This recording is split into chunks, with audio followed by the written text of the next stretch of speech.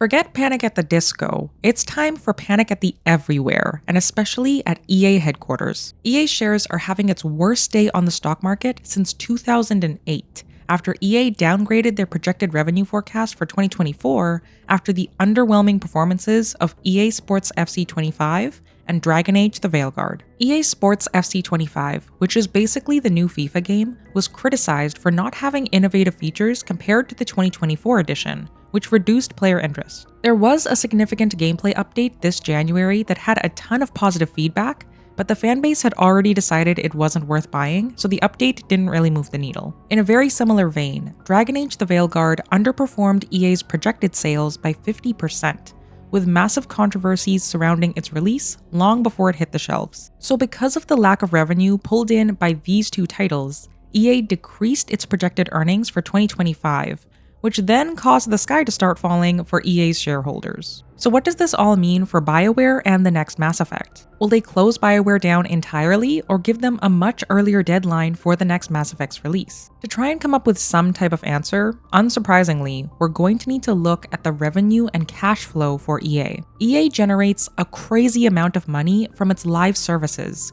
with over 73% of its revenue coming from that source. The soccer game that underperformed for EA falls under this category. Full game downloads contribute only 18%, which would include games like Dragon Age: The Veilguard. With BioWare's shift to only making single-player games with potentially no DLC, the next Mass Effect also currently falls under this category. The most important part of this graph is that EA's soccer game underperforming is actually way bigger of a blow than the Veilguard's underwhelming release. Single-player games, like those that match BioWare's current MO, typically make up most of their revenue right after launch, while live service games like EA Sports franchises sustain long-term revenue through continuous updates, microtransactions, and subscriptions. With the EA Sports FC game not selling well, it's essentially lowered one of the long-term revenue gainers for EA overall. As a quick side note, one of the reasons the Veilguard's development was hindered so much was because the project changed from the live service category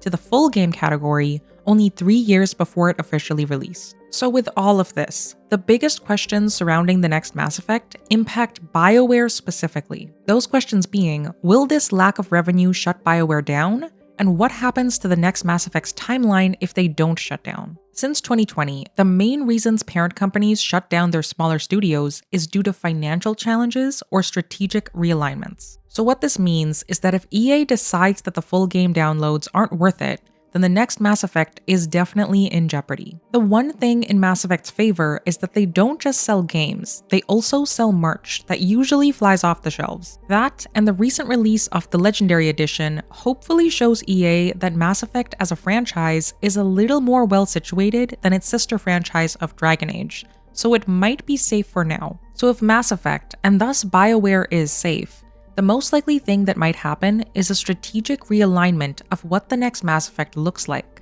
BioWare is currently primed to release only single-player games with no live service attached, but with the current lack of revenue, who knows what the suits at the top will say about what the next Mass Effect should look like. Assuming BioWare doesn't change tactics, what may affect it the most is the lack of revenue pulled in by the Veilguard. The more revenue Dragon Age pulls in, the more runway the next Mass Effect would have for development.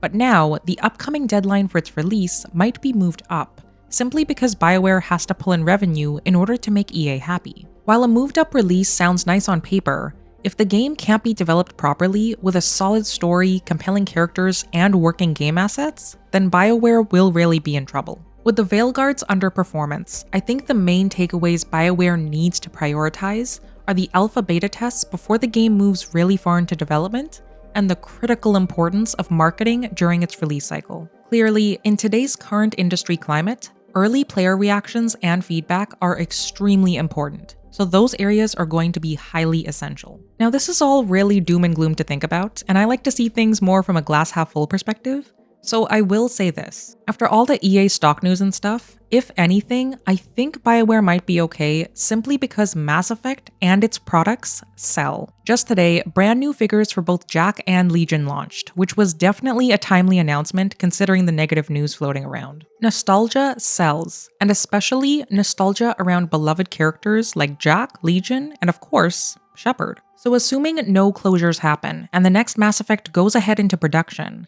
then its story needs to be centered around these types of beloved characters. No large time jump that kills off fan favorites, and no new protagonist. The next Mass Effect needs an easy win, which I'm pretty sure Gamble knew way back in 2020 when the original tease for Shepard's return dropped. So overall, I'm not super worried or super optimistic because we're in a waiting game right now for whatever happens next. All we can do is wait for more Gamble tweets, EA's upcoming earnings release on February 4th, and whenever the next BioWare update drops. So subscribe to the channel if you'd like to catch those updates as it happens. Until then, if you want to get caught up on what every single Mass Effect 5 tease could mean, watch this video next. See you there!